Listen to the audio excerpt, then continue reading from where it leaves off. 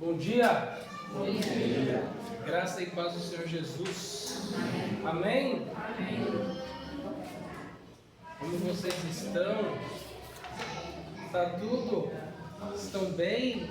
Alguns sorrisos mais sorridentes nesses dias? Glória a Deus, né? Deus é muito bom, não é? Esse solzinho de hoje aí para dar aquela quebradinha da chuva, né? Porque amanhã volta tudo de novo, né?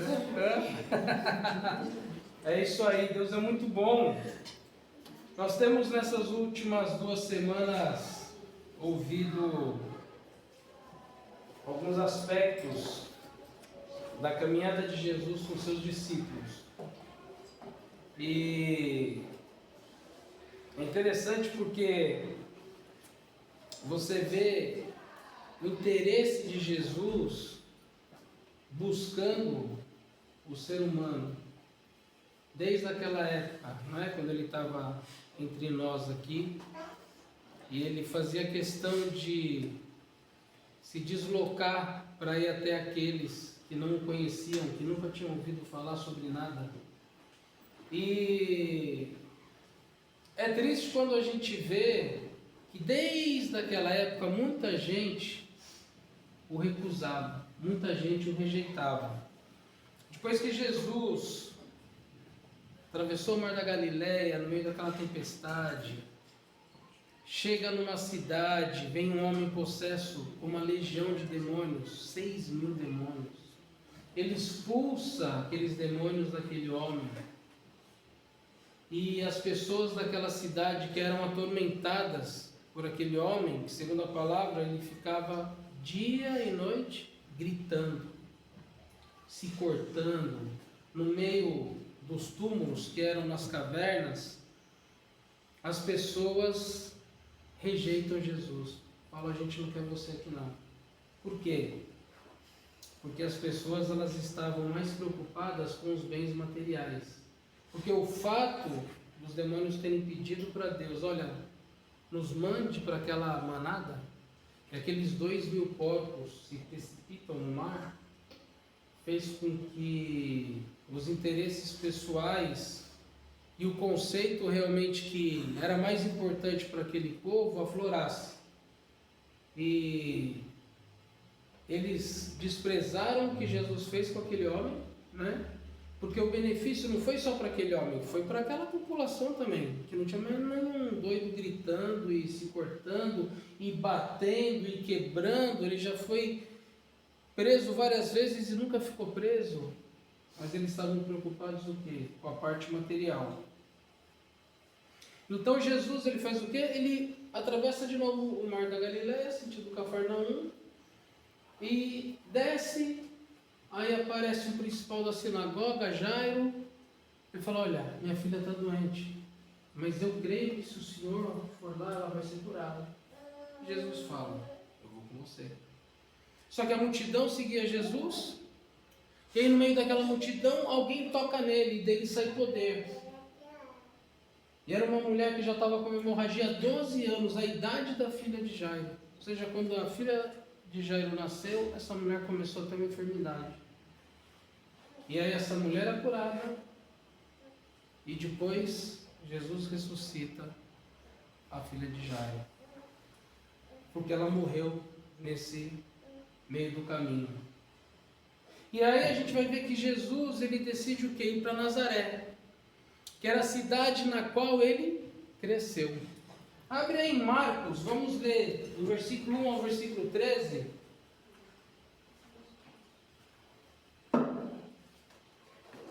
Dando continuidade nessa porção aqui da palavra, para a gente entender um pouquinho o caminho que Jesus fez. Marcos 6, do versículo 1 ao 13.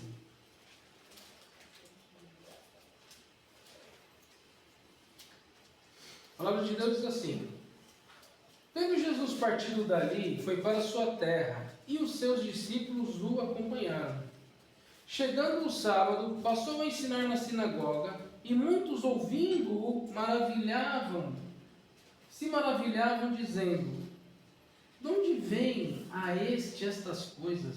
Que sabedoria é esta que lhe foi dada? E como se fazem tais maravilhas por suas mãos? Não é este o carpinteiro, filho de Maria, irmão de Tiago, José, Judas e Simão? E não vivem aqui entre nós suas irmãs? Escandalizavam-se nele. Jesus, porém, lhes disse: não há profeta sem honra, senão na sua terra, entre os seus parentes e na sua casa. Não pôde fazer ali nenhum milagre, senão curar uns poucos enfermos, impondo-lhes as mãos. Admirou-se da incredulidade deles. Contudo, percorria as aldeias circunvizinhas a ensinar. Chamou Jesus os 12 e passou a enviá-los de 2 a 2, dando-lhes autoridade sobre os espíritos imundos. Ordenou-lhes que nada levasse para o caminho, exceto um bordão, nem pão, nem alforje, nem dinheiro, que fossem calçados de sandálias e não usassem 2 túnicas. E recomendou-lhes: quando entrardes numa casa, permanecei ali até vos retirardes do lugar. Se em algum lugar não vos receberem, nem vos ouvirem, ao sairdes dali, sacudi o pó dos seus pés em testemunho contra eles. Então, saindo eles, pregavam ao povo que se arrependesse, expeliam muitos demônios e curavam numerosos enfermos, ungindo-os com óleo. Senhor Jesus, muito obrigado pela Tua palavra, Pai. A Tua palavra que é viva e eficaz. A Tua palavra que penetra, Pai, na nossa alma, no nosso espírito.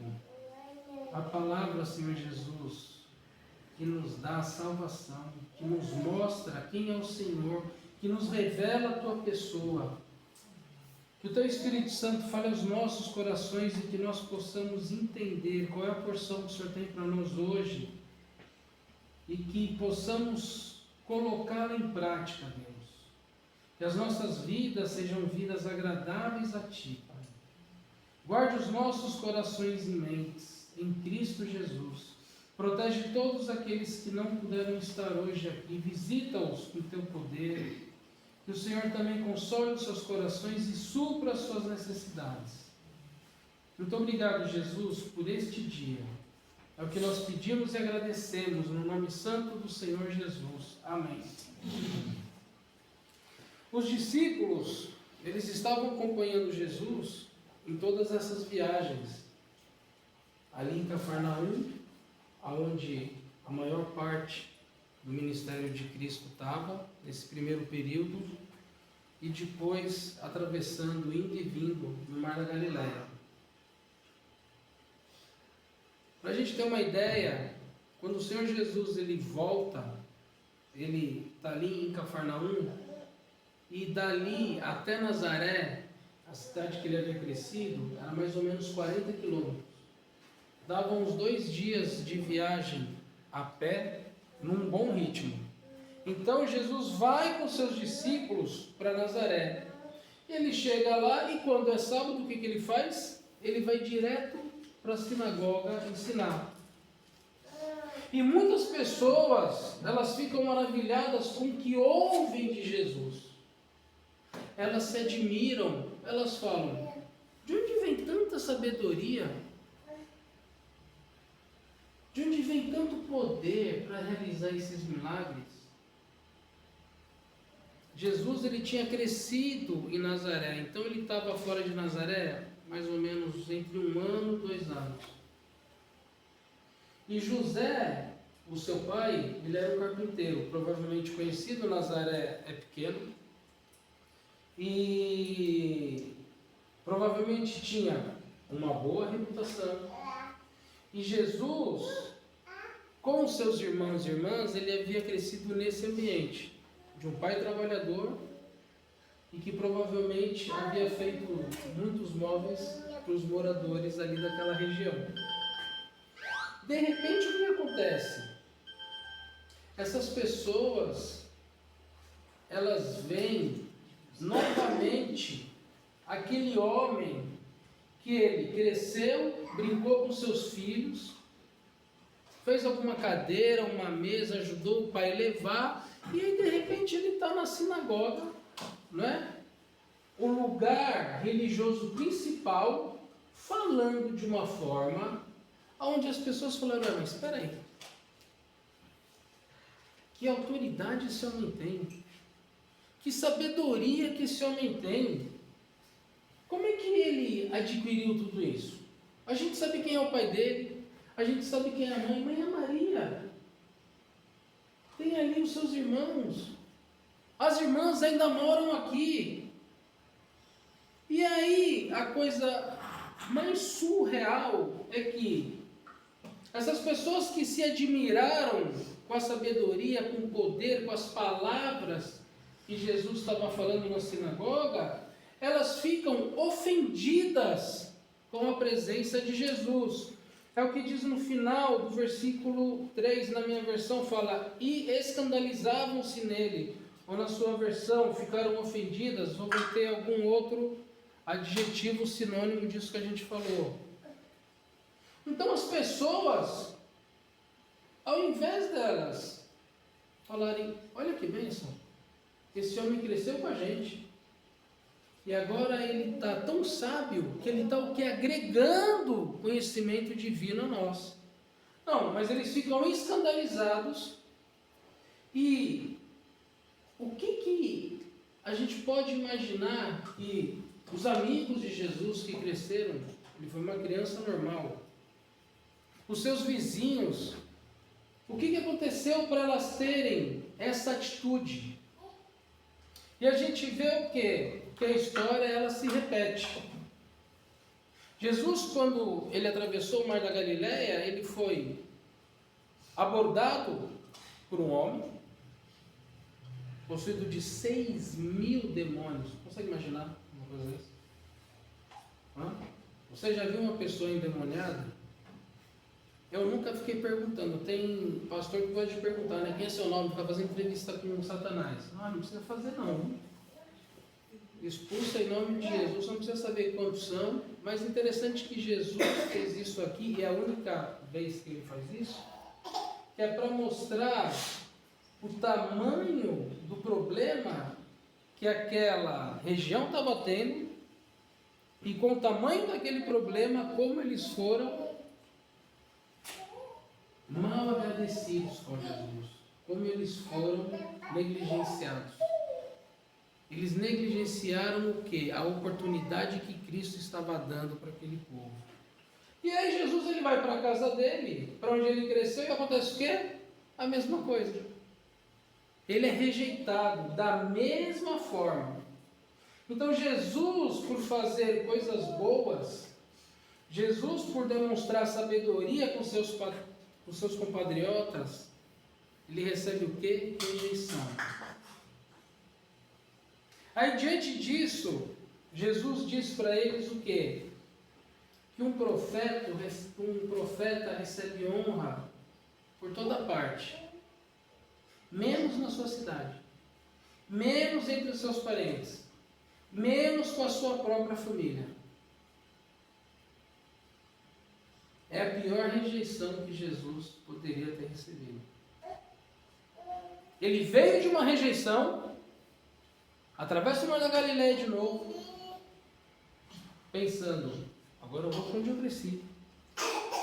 Eu vou lá com os meus amigos de infância, com os meus parentes, com a minha família. Eu vou poder agora falar para eles. E o que acontece? É rejeitado. Jesus, diante disso, acontece algo muito interessante no versículo 5, que diz: não pôde fazer ali nenhum milagre, se não curar uns poucos enfermos, impondo-lhes as mãos. Olha que chance que esse povo perdeu. Jesus poderia ter feito todos aqueles milagres que ele fazia naquela região de Cafarnaum. Ele podia ter curado todos os enfermos. Ele podia ter expulsado todos os demônios. As pessoas de Nazaré poderiam ter desfrutado da presença daquele que não só cresceu com eles e os amava como amigos, como parentes, mas também como o Senhor, o Rei dos Reis. Nós que somos estrangeiros aqui, conseguimos imaginar a nossa volta para o nosso país, para a nossa cidade, para a nossa casa,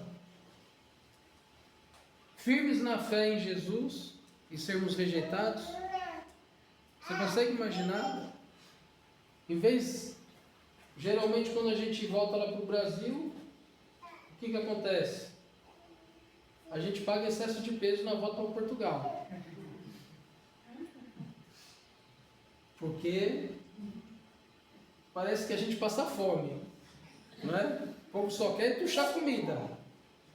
Tuchar comida. Tuchar comida. Olha, fala, não, tem que comer mais, coma. Antes tem que levar a calça de elástico. Porque eu sinto... Magrinho. Estou começando, vamos ver. Vamos ver se eu vou continuar. E aí, é a maior alegria para as pessoas nos receberem, ou não é? E para nós que estamos fora com saudade, não é? Revermos os nossos amigos e os nossos parentes. Jesus, como homem, óbvio que ele tinha saudade. Ele era 100% Deus, 100% homem, como a gente falou hoje de manhã na escola bíblica. Ele sentia saudade, ele passava fome, ele sentia fome, ele ficava cansado, ele tinha sede. Ele falou, vou lá, fui rejeitado por aquele povo, vou para onde? Qual o pensamento de Jesus? Não está escrito, tá? Eu estou desenvolvendo aqui na minha mente. Foi rejeitado lá e falou, então vou para onde? Eu vou para minha casa. Para eu ser o quê? Acolhido. Para eu ser mimado. E poder compartilhar o que Deus Pai tem me dado. E o que ele tem? Uma rejeição pior. Então, as pessoas que cresceram com Jesus perderam a oportunidade da vida deles. Jogaram fora a oportunidade que Deus estava dando para eles. De terem um convívio com Jesus. Quanto tempo será que Jesus ficaria lá em Nazaré, se ele tivesse sido bem recebido e se não quisessem que ele fosse embora? Porque os outros textos, depois você pode ler Mateus 13, do 53 ao 58 e Lucas 4, do 13 ao 30, que são os textos sinóticos, onde mostram alguns outros detalhes sobre essa passagem. Quanto tempo que Jesus ficaria lá? Certeza que ele ia ficar um bom tempo. Então Jesus, ele fica o quê? Admirado, versículo 6. Admirou-se da incredulidade deles, contudo percorria as aldeias circunvizinhas a ensinar. Ou seja, Jesus fica admirado com a incredulidade daqueles que o conheciam, que o viram crescer, com seus próprios irmãos, com as suas próprias irmãs, que o rejeitaram. E aí ele fala, olha, quer saber? Então agora eu vou andar pelas cidades aqui em volta. E eu vou continuar testemunhando que vocês rejeitaram. Jogaram fora a oportunidade da vida. Jesus agora, ele vai para uma outra etapa do ministério dele. O versículo 7 ele é muito interessante porque ele chama os 12 e passa a enviá-los de 2 a 2, dando autoridade sobre os espíritos imundos. O Senhor Jesus, ele comissiona os seus discípulos numa ação evangelística naquela região toda ali de Nazaré, para irem em cada aldeia, para irem em cada cidade. É como se fosse aqui, ó. Vai aqui, Paredes, Baltar e vai indo. Cada lugarzinho, ó. 2. São 12. Vão aí em 6 aldeias, em 6 lugares. E fala, são o quê? Expulsem os demônios. eu lhes dou autoridade. Jesus, sabendo de como os seus discípulos eram, entre eles tinha quem? Judas, que depois ia trair. Olha o que Judas viveu. Olhem o que Judas viveu. Mesmo com todas as falhas, Jesus Cristo comissiona os seus discípulos. Mesmo sabendo que lá na frente Pedro ia fazer o quê? Ia negar ele 3 vezes. Mesmo sabendo que todos iam fugir, ele comissiona eles. E Jesus é que dá a autoridade. Por quê? Porque ele é o Rei dos Reis, Senhor dos Senhores. E por que de 2 em 2? Porque é muito melhor você ter um encorajamento, não é? O que é mais fácil? Você andar daqui até Hermesinho sozinho ou você andar com alguém do seu lado, conversando? Não muda, né? Ou pode ser até muda. Mas você sabe, ó, tem alguém ali. Tem alguém comigo. E você também ser esse ponto de apoio. Então Jesus, ele sabe como que é a missão. Ele sabe da importância de ter o quê? Uma equipa. Mesmo que seja uma dupla. Para que um possa encorajar o outro. Para que um possa fortalecer o outro. E aí, eles vão. E nós? E eu e você? Nós temos também essa responsabilidade de proclamarmos as boas novas da salvação. Como é que está a nossa vida?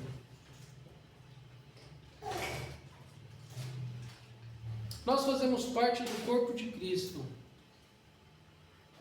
E com todos os nossos defeitos e as nossas falhas, nós também somos enviados ao campo. Não é só o missionário que vem de fora, o pastor, mas eu e você, cada um de nós, somos comissionados a fazer o que os discípulos fizeram. Porque o Espírito Santo, a terceira pessoa da Trindade, habita em nós. Jesus disse o quê quando ele apareceu novamente para os seus discípulos em Atos 1:8? E recebereis poder? Pode falar.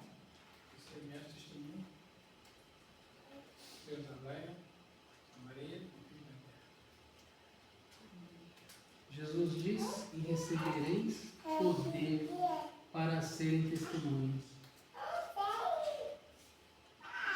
Se eu e você entregamos a nossa vida para Cristo, Ele nos deu esse poder. E aí?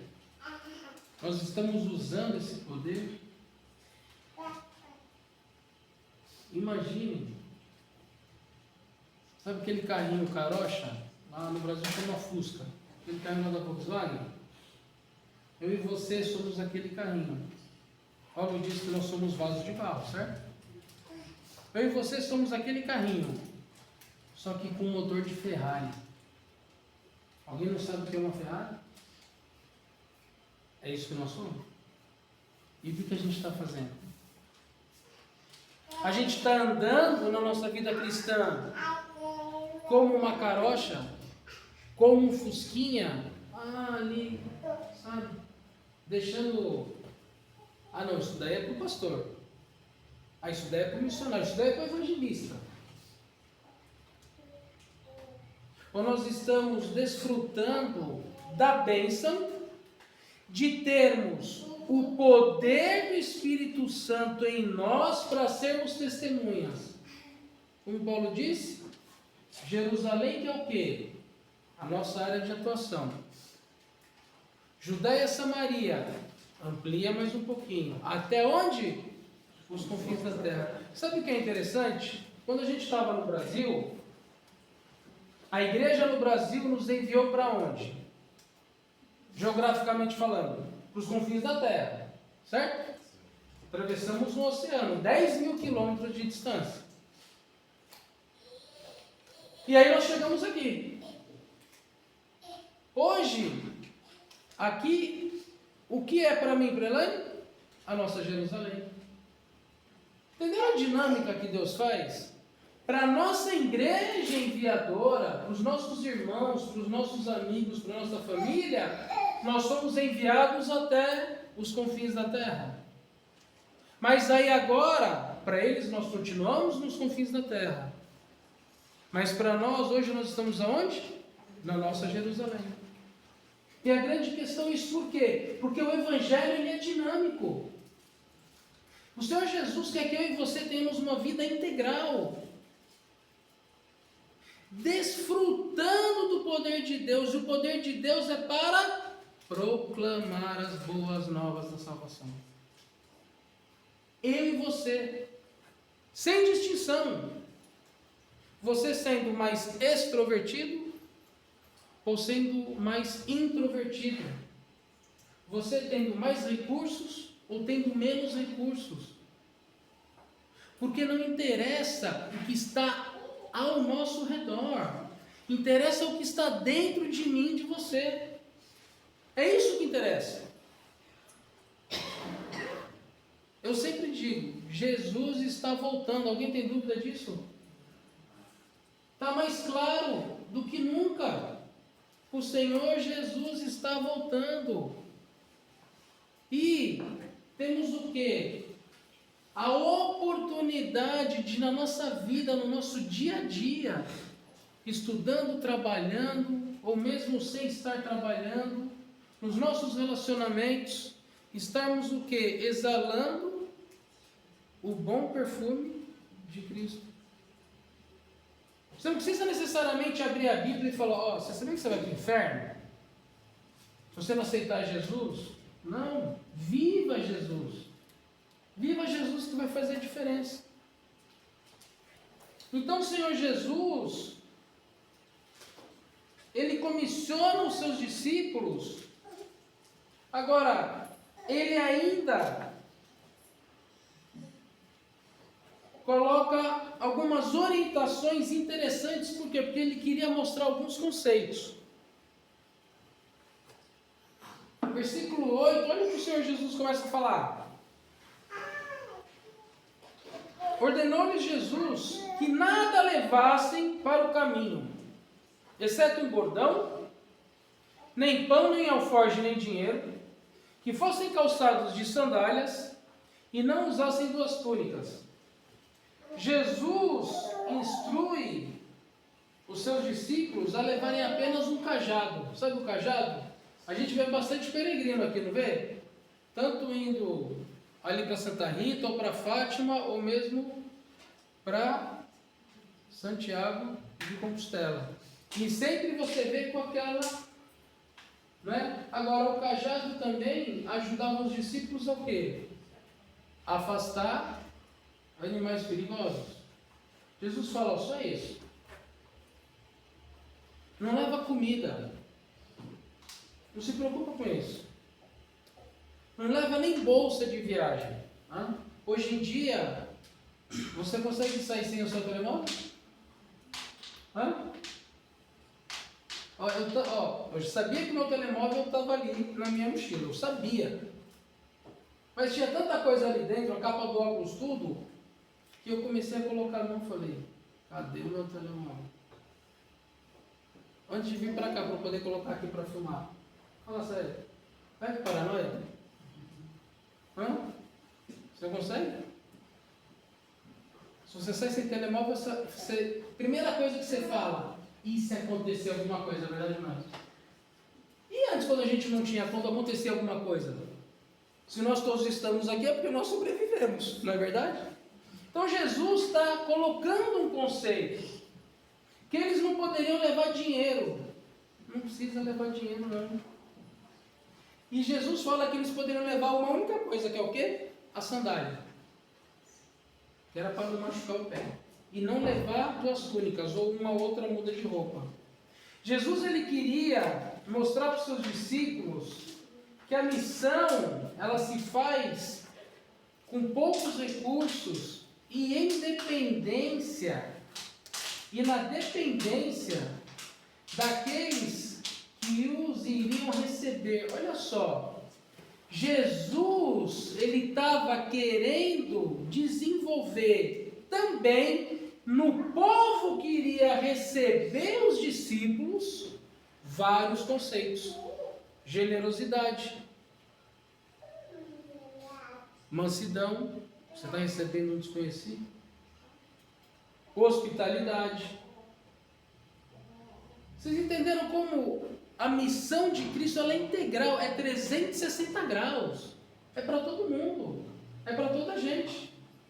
O Senhor Jesus estava comissionando os discípulos com o objetivo de expulsar demônios e de proclamar o reino de Deus, mas também queria desenvolver naquelas pessoas, daquelas aldeias, vários conceitos, e só coisa boa.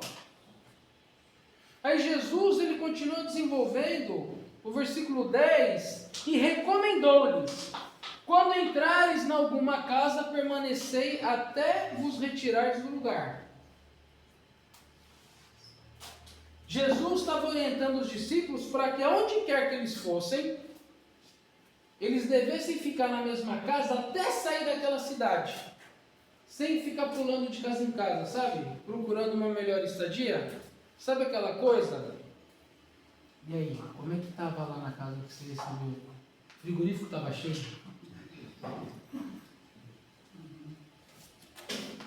Você comeu aquela posta com aquela batata murro maravilhosa?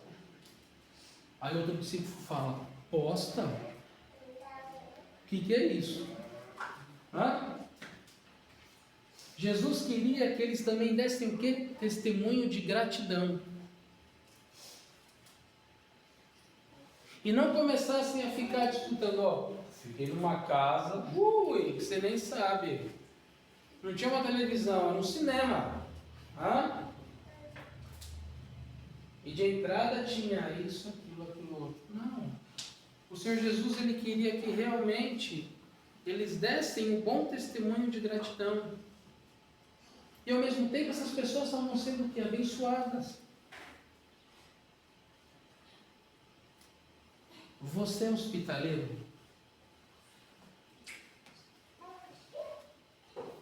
Imagine a bênção que foi para todas as pessoas naquele período de tempo que receberam os 12 apóstolos de Jesus. Vocês conseguem imaginar a bênção que foi para a vida daquelas famílias? Se elas se converteram, na eternidade a gente vai conhecê-las, sabia? Falou assim: olha, eu recebi Pedro, pense num chulé, mas é gente boa. Minha pergunta é: nós somos hospitaleiros? Nós abrimos a nossa casa? Realmente, a casa que o Senhor nos deu, o nosso lar, o nosso porto seguro, nós recebemos as pessoas? Abre aí Hebreus 13, 1 e 2.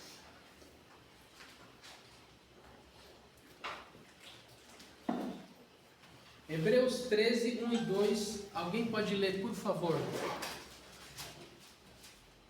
Permaneça no amor fraternal e não vos esqueceis da hospitalidade, porque por ela alguns não sabendo hospedaram os anjos. Continuem no amor fraternal, ou seja, continuem a amar uns aos outros como irmãos, sem esquecer de demonstrar hospitalidade, porque alguns, sem saber, hospedaram anjos, hein? Aí, vamos lá de novo, lá para a eternidade. Não sei como vai ser a dinâmica, vai ser maravilhosa, obviamente. Mas imagine, nós estaremos junto com os anjos louvando ao Senhor. Hã?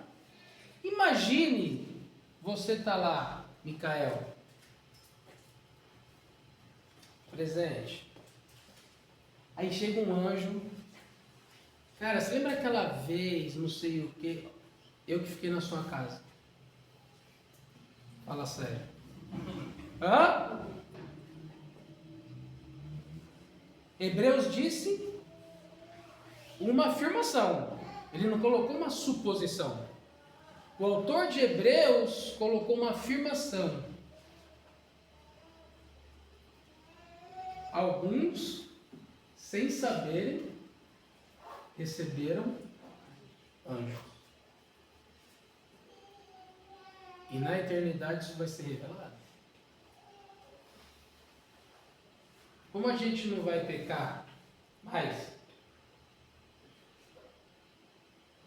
imagine que eu tinha sido uma das opções junto com o Micael, mas eu inventei uma história. Não vai dar para ficar aqui em casa não. Vai me dar mais trabalho, já estou cansado, já tenho os meus 2 filhos, não vai dar. E o anjo ia ficar na minha casa. Aí eu inventei uma história para me receber a pessoa. E quem usufruiu da bênção? Micael. Dá para entender o que Jesus tem para a nossa vida? Se a gente soubesse, se a gente cresce de verdade, se a gente obedecesse, meus queridos, Deus tem tudo para mim e para você. Tudo. Tudo de melhor que há. Tudo. Depende de nós.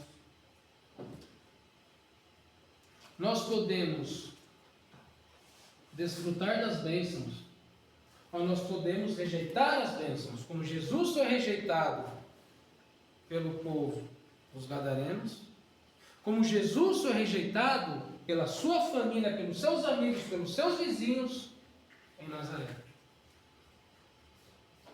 O Senhor, Ele quer nos abençoar. E as bênçãos mais importantes são as espirituais. As materiais são necessárias? São. E Ele vai dar. Ele falou que Salomão nunca se vestiu com tanto esplendor como o quê? Um lírio do campo. E aí, que nasce, morre, é jogado fora, é queimado. E eu e você? O que Jesus fala?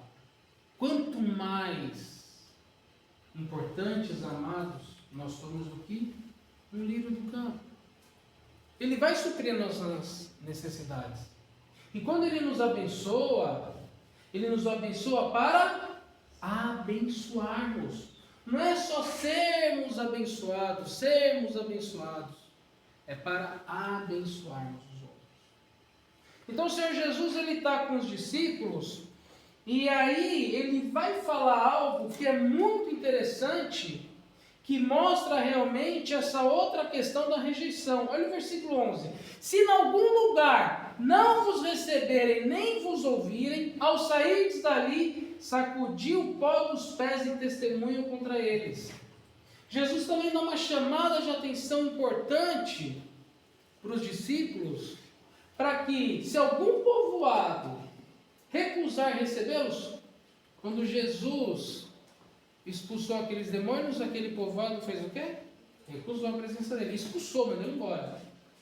Se recusarem a receber os discípulos, sacudam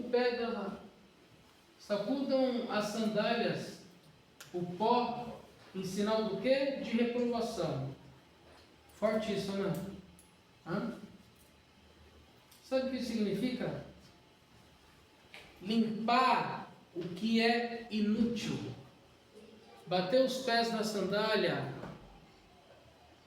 para o pó sair, é você limpar o que é inútil e olhar para frente e seguir em frente.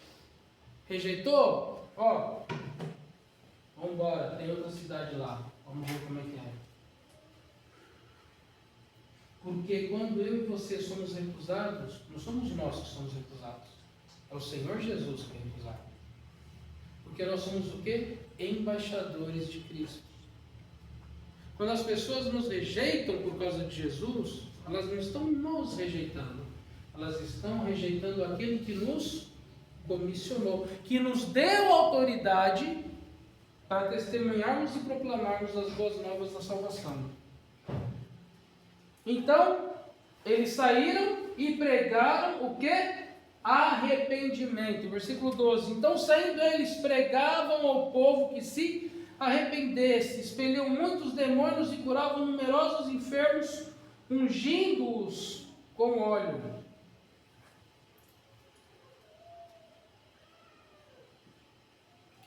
O arrependimento, ele é primordial, ele é fundamental para o nosso encontro com o Senhor Jesus.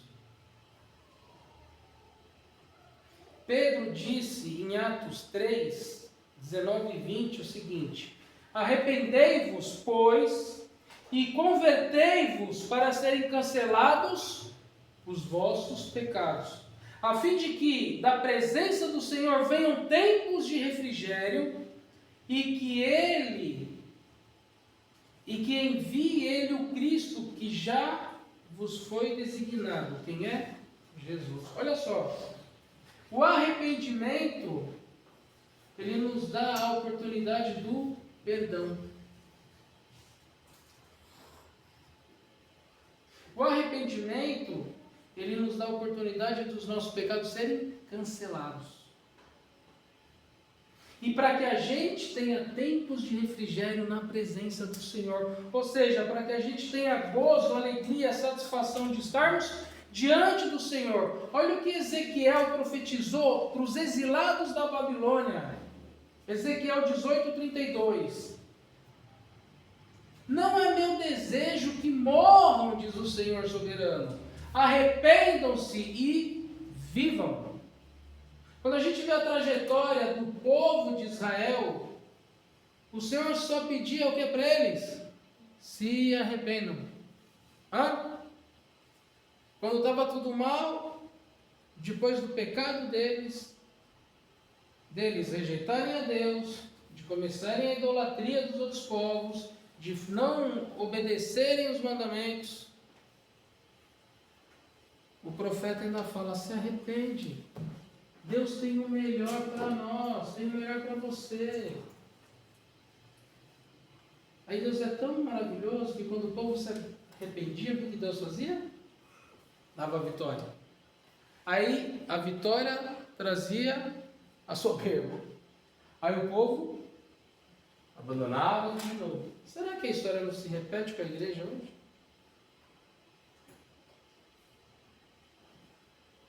E agora? O que nós vamos fazer? Nós conseguimos realmente entender a importância dos conceitos de Cristo? Como é que está a nossa vida? Como é que está a sua vida hoje, 26 de outubro de 2025? Quais são os seus valores? Quais são os seus objetivos, as suas preocupações? O Senhor, Ele quer estar contigo em toda e qualquer situação. Mas nós estamos em obediência à palavra do Senhor? Ou a gente faz o que nos apetece? Hoje me apetece. Qual o nosso nível de arrependimento? Nós realmente nos arrependemos de coração, alma e mente? Pedimos perdão diante do Senhor para sermos restaurados? Eu e você temos que nos arrepender diariamente, sabia? Todos os dias. E pedir perdão ao Senhor para que a gente tenha uma vida plena. Jesus é questionado pelos discípulos. Ei, Jesus, quantas vezes a gente perdoa o nosso irmão? Jesus fala pouco, 7. 70 vezes 7. Quanto que dá? 490? Difícil, hein? Você já perdoou alguém 10 vezes? Não, a pessoa morreu antes, né? O que Jesus está querendo falar? Não é um número mágico, 490. É que assim, eu te perdoo todos os dias. 500 vezes por dia.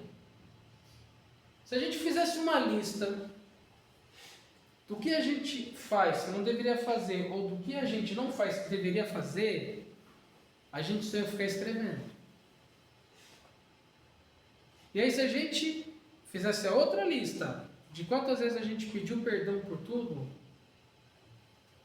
ia faltar. Porque a gente não pede. Sabe o que a gente faz? Sabe a sujeira embaixo do tapete? É isso que a gente faz. O Senhor, Ele tem para nós, para mim, para você, uma vida maravilhosa. Maravilhosa. Em meio a esse mundo corrompido.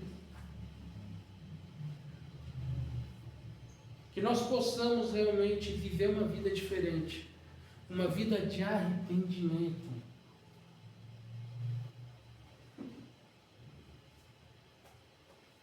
Uma vida que demonstra que nós somos uma nova criatura, arrependida, grata ao Senhor por tudo, que testemunha o seu amor e que proclama a sua palavra.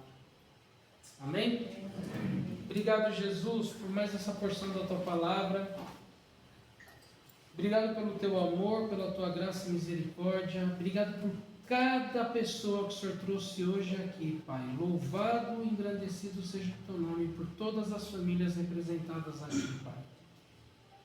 Que o Senhor fale ao nosso coração continuamente, que nós possamos entender, perceber e praticar a tua palavra. Que nós possamos nos arrepender de verdade diante do Senhor. Guarda, Pai, cada pessoa que está aqui, guarda aqueles que não puderam. Abençoe esse domingo, abençoe a refeição de cada pessoa aqui. Que haja fartura, que o Senhor supra as necessidades. Abençoe as famílias daqueles que estão nos outros países, Pai. Cuida deles também. Protege, livra do mal. Que a tua paz, que excede todo entendimento, guarde os nossos corações e as nossas mentes em ti, Jesus. Muito obrigado, Deus. É o que eu peço e agradeço. No nome santo do Senhor Jesus. Amém. Amém.